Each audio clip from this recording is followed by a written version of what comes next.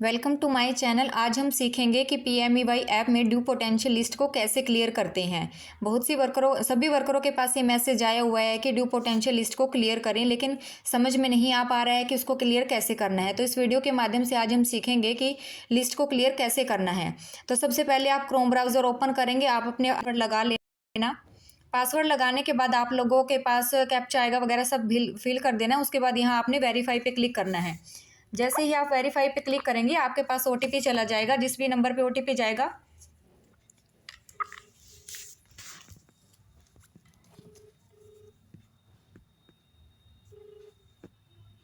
कितना है? हाँ बोलो। आ गया 2339।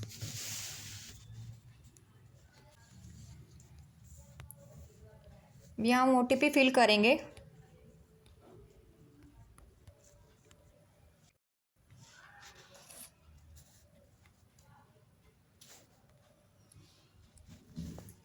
जैसे ही आप ओटीपी फिल करेंगे उसके बाद आप लोगों के पास कुछ इस तरह का इंटरफेस खुल जाएगा।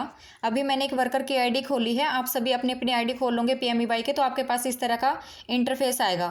उसके बाद आपने क्या करना है, आपके पास ये जो 3 लाइन्स दी हुई हैं आपने इन पर क्लिक करना है। यहाँ क्लिक करेंगे, उसके बाद हम डाटा एंट्री पे क्लिक करेंगे। सबसे फर्स्ट डाटा एंट्री पे जैसे ही आप क्लिक करेंगे उसके बाद आप इसमें देखेंगे ड्यू पोटेंशियल लिस्ट, ये थर्ड वाला due potential list beneficiary from पोषण ट्रैकर, हम इस पर क्लिक करेंगे। जैसे ही आप इस पर क्लिक करेंगे आपके पास ये पेज ओपन हो जाएगा। आप इस पे जो भी आपकी पोषण ट्रैकर की बेनिफिशियरी हैं वो सारी बेनिफिशियरी आपके यहाँ शो करेगा, चाहे कोई वो फर्स्ट प्रेग्नेंट हो या सेकंड प्रेग्नेंट हो या फिर थर्ड या फोर्थ प्रेग्नेंट हो। जो भी आपके पोषण ट्रैकर की बेनिफिशियरी वो सारी की सारी लिस्ट यहाँ पे आ जाएंगी। जैसे इसकी 13 बेनिफिशियरी है, तो सबसे पहले दिया हुआ है शिवानी। बेनिफिशियरी का नाम है, फर्स्ट चाइल्ड है या नहीं, एलजीडी कोड, स्टेट का, डिस्ट्रिक्ट का, आंगनवाड़ी सेंटर का कोड, फिर आंगनवाड़ी का नाम और एक्शन। उसके बाद आपको यहाँ पे सिलेक्ट करना है कोई भी एक रीज़न, ठीक है। तो शिवानी का नाम दिया हुआ है जैसे पहले, तो शिवानी अब आप लोगों ने यहाँ से देखना है। रजिस्टर पे आप यहाँ क्लिक करोगे, आप यहाँ देख सकते हो ये रजिस्टर दिया हुआ है। यहाँ से आप ये चेक कर सकते हो कि बेनिफिशियरी जो है आपकी वो कौन सी कैटेगरी की है। अब यहाँ पे आपने अगर फार्म भर रखा होगा तो आपके पास पूरे का पूरा फार्म खुल जाएगा, जैसे मैं आपको दिखा रही हूँ यहाँ पे। अब यहाँ पे मैंने चेक कर लिया है कि इसका जो है बेनिफिशियरी का, ये देखिए यहाँ पे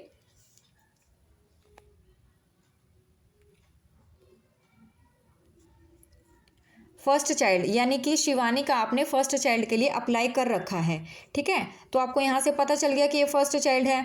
अगर आपके पास 2 शिवानी है और आपको नहीं पता चल रहा है कि कौन सा है, तो आप यहाँ से आधार से भी उसको मैच कर सकते हैं कि ये कौन सी शिवानी है। तो आप यहाँ से आधार से भी वेरीफाई कर सकते हैं।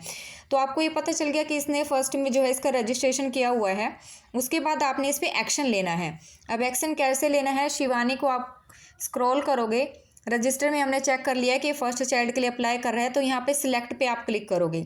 जैसे ही सिलेक्ट पे क्लिक करोगे आपके पास आएगा beneficiary is already registered in PMEY for first child. बिल्कुल सही है, हमने इसका फर्स्ट चाइल्ड में ही रजिस्ट्रेशन कर रखा है, तो हम उसी पे क्लिक करेंगे और उसके बाद इसको रिजेक्ट कर देंगे क्योंकि हमने इसका फॉर्म फिल किया हुआ है। जैसे ही आप इसको रिजेक्ट करोगे तो ये बेनिफिशियरी आपकी यहाँ से निकल जाएगी, शिवानी। इसी तरीके से आपने क्या करना है, नेक्स्ट बेनिफिशियरी पे जाएंगे, कविता दिया हुआ है जैसे नेक्स्ट बेनिफिशियरी, तो आपने यहीं से रजिस्टर में दोबारा से उसको चेक करना है। अब ये देखिए शिवानी का फर्स्ट दिया हुआ था, लेकिन यहाँ पे जो है अब इसका सेकंड गर्ल चाइल्ड दिया हुआ है, यानी कि आपने इसका भी फॉर्म भर रखा है। ये पूरे का पूरा फॉर्म भरा हुआ भी आपको दिखाएगा कि आपने इसको सेकेंड चाइल्ड के लिए अप्लाई कर रखा है। तो अब हम इसको सेलेक्ट कर लेंगे, यहाँ से हम इसको सेलेक्ट करेंगे बेनिफिशियरी जो ऑलरेडी रजिस्टर्ड। ये देखिए आप इसमें ये दिया हुआ ना सेकंड गर्ल चाइल्ड, तो आप इस ऑप्शन पे क्लिक कर देंगे, इसको सेकंड में सिलेक्ट कर लेंगे। उसके बाद इसको रिजेक्ट कर देंगे क्योंकि इसका भी हमने सेकंड का फॉर्म फिल कर रखा है, ठीक है।